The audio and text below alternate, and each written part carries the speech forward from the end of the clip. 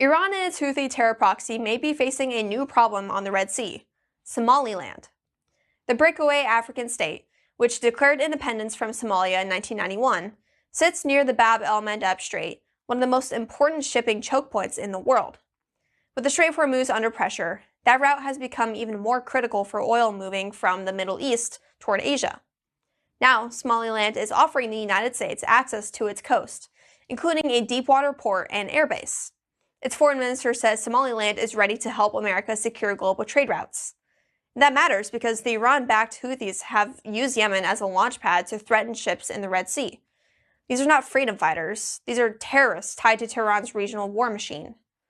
Foreign policy experts say Iran sees Somaliland as a threat because a pro-US, potentially pro-Israel foothold on the African side of the Red Sea could weaken Houthi leverage and give Washington more options.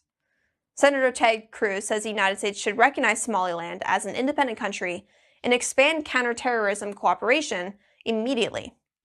He argues Somaliland's location and willingness to partner with America make it a valuable ally.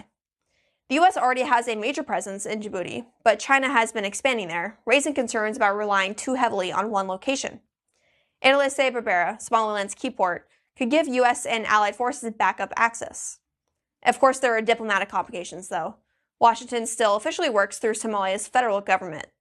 But reports suggest U.S. military delegations have been visiting Somaliland regularly, and American forces have already cooperated with Somaliland on counterterrorism operations.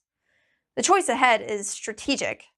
Iran's proxies are trying to threaten shipping and pressure the West. Somaliland is offering America a way to push back. In that neighborhood, reliable friends are not something Washington should ignore.